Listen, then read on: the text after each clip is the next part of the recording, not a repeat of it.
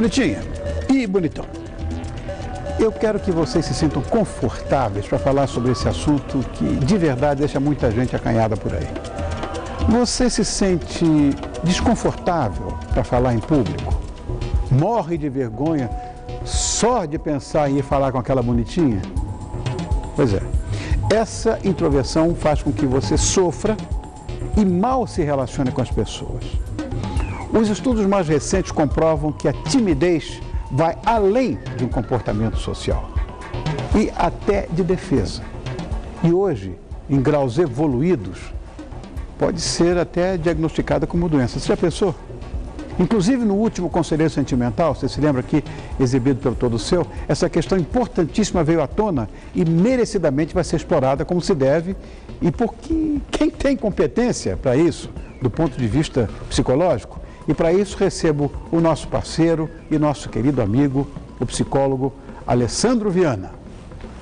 E aí, Ale? Rony, você viu que coisa? Prazer. Obrigado por ter vindo, querido. Meu prazer. Obrigado por me receber hoje na sua sala de estar, né? Porque sempre lá, sim, né? No Estou me ambientando ainda aqui. Sempre lá. Mas é muito gostoso. Obrigado, querido. Ale, a timidez é um problema que eu sei que é mais comum do que se pensa. Certo. Agora, como ela atrapalha, né, rapaz? Sem dúvida nenhuma. Existe como você caracterizar a timidez? Olha, falando de uma forma objetiva, Rony, nós podemos caracterizar como um alto sofrimento, um alto nível de sofrimento, principalmente no momento de se expor, justamente pelo medo de julgamento. Então, a pessoa tímida, ela já tem uma referência de si um pouco deturpada em relação à realidade, um pouco mais negativa, e na hora de se expor, tem a dificuldade. Porque qual que é o medo? Passar vexame, falar alguma bobagem e ser execrada. Mas é sempre a fantasia que está aqui dentro que vai alimentando essas dificuldades. Existem fatores, naturalmente, que contribuem para essa história, né? Sim. Dá para enumerar? Rony, se nós formos pensar que a nossa personalidade, os nossos comportamentos, eles realmente são formados desde a infância, eu poderia te citar 3 fatores que interferem diretamente, que é até importante para os pais que estão nos assistindo, ter a percepção da situação no momento de educar. Primeiro, a criança superprotegida. Quando há uma superproteção, falando de uma forma simplista, a criança acaba tendo a impressão que o ambiente externo, fora daquele acolhimento, é extremamente temeroso. Ou seja, eu não posso sair, não posso me expor, porque algo de mal vai acontecer. A parte antagônica, exatamente a desproteção dos pais, também gera essa percepção. Então, assim, toda criança ela tem que ser orientada, colocada limites e reforçada quando tem alguma conduta positiva. Quando não tem esse reforço, a criança também nasce sem essa sensibilidade de perceber que, olha, eu posso me expor para ser aceito socialmente. E tem um outro fator que é mais simples ainda, os pais introspectos, né? Os pais tímidos. Quando a criança vivencia aquela característica dentro de casa, naturalmente ela vai se reproduzir, se posicionar no ambiente da mesma forma que os pais, como referência, se posicionam. Também tem muita gente ali que confunde a fobia social, que na verdade é o medo excessivo da exposição, né, com a timidez. Existe uma real diferença entre uma coisa e outra? Ou muda só a denominação, por exemplo, semântico? Não existe, é bem intensa. Na verdade, quando nós falamos de fobia social, Rony, nós estamos falando já de uma doença, de uma intervenção psiquiátrica. Mesmo? Natural, sem dúvida nenhuma. Naturalmente já tem intervenção medicamentosa. Por quê? Quem tem essa fobia social, ao contrário do tímido, ele não consegue, em hipótese alguma, transpor aquela barreira da exposição. Por exemplo, um tímido, ele tem a dificuldade, tem o medo, mas se ele se esforçar, ele praticar um pouco mais, ele vai soltando. Se você me permitir, vou dar um exemplo pessoal. Tá. Sempre fui muito tímido. Em 2006 foi o primeiro convite que eu tive televisivo e eu confesso a você, com os olhos verdes da Adriane Galisteu olhando para mim, eu pensei que ia ter um infarto ao vivo. Confesso a você. E a partir do momento que você vai praticando aquela situação, todos aqueles fantasminhas, né, que permeiam a nossa cabeça, eles vão diminuindo. Já quando a gente fala da fobia social, isso não tem jeito, Rony. A pessoa realmente trava e ela não consegue transpor. Então tem uma diferença que deve ser muito bem focada para não qualificar como uma simples timidez. Há quem diga que existem, sei lá, encontra-se vantagens na timidez. É verdade isso, não? Rony, existe. E vou até explicar. Partimos do princípio que a pessoa tímida, ela é um pouco, naturalmente, ela é um pouco mais introspecta. Tá. Consequentemente, ela acaba se socializando menos e tendo mais tempo também para se dedicar a si mesma. Ou seja, a questão educacional, ela acaba focando um pouco melhor, isso é estatístico também. A criatividade acaba sendo desempenhada melhor, então ela acaba valorizando as suas partes de personalidade, as suas características, até para tentar romper aquele medo social. Então tem esse ganho, claro, Rony, desde que nós tenhamos um limite que não cause sofrimento, né? Eu te perguntei isso porque eu cheguei a ler, inclusive, que normalmente o tímido tem um poder de criatividade maior. Sem dúvida nenhuma. Então é verdade essa Você sabe que tem até uma pesquisa que eu gostaria de compartilhar, também feita nos Estados Unidos. Uma psicóloga, ela pegou 140 alunos de uma escola de Mississippi e através desses alunos ela fez como se fosse um mini vestibular, né, com várias perguntas, e dentro desse mini vestibular também tinham perguntas situacionais que requerem a criatividade.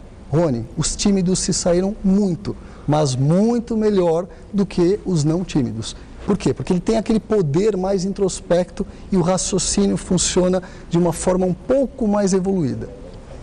E essa história que eu também li, de que para muita gente a timidez é uma patologia. Eu não sei, que essa linha que separa a inibição natural da necessidade de um tratamento médico é um fio de navalha isso aí. Essa história, você acha que o tímido pode de fato ser considerado uma questão patológica? Olha, é um fio de navalha e um risco muito grande, né? Porque assim, existem muitas pessoas tímidas que a gente não necessariamente pode caracterizar como doença. Então, aí que vem a diferença, como eu citei há pouco, da fobia social, que aí sim é uma doença. Teve uma pesquisa, Rony, também falando de pesquisa, finalizada em 2012, nos Estados Unidos, que tem um manual de diagnóstico estatístico de doenças mentais, e eles rotularam, ao meu ver, imprudentemente, a timidez como uma doença. E isso está causando um alvoroço no meio da saúde, porque é um manual referência mundial. Inclusive, tende essa informação também ser rotulada aqui no Brasil, né? Então, assim, é uma linha muito tênue. Agora, se nós pegarmos todos os tímidos que têm uma dificuldade de se posicionar, mas que conseguimos tratar e melhorar a qualidade e rotularmos como uma doença, é um risco muito grande, muito grande. A gente tem que delimitar e fazer um diagnóstico muito preciso para não banalizar o diagnóstico doença da timidez. Ou seja, na sua visão de profissional da área, há um certo exagero em se considerar a timidez como uma patologia? Sim, na minha visão, sim. Mesmo a gente, cada vez mais nós, na nossa área, ouvindo a questão doença, eu procuro particularmente, Rony, na minha prática diária, não usar a palavra doença. Então, eu costumo usar a palavra dificuldade. Porque se eu uso essa palavra doença com o meu paciente, que já vem um pouco fragilizado, como isso vai ser interpretado? Então, eu tenho muito medo desses tipos de rótulos, porque esses rótulos vão interferir diretamente no emocional. Então, eu acho que é um exagero, eu acho que a timidez deve e tem que ser tratada.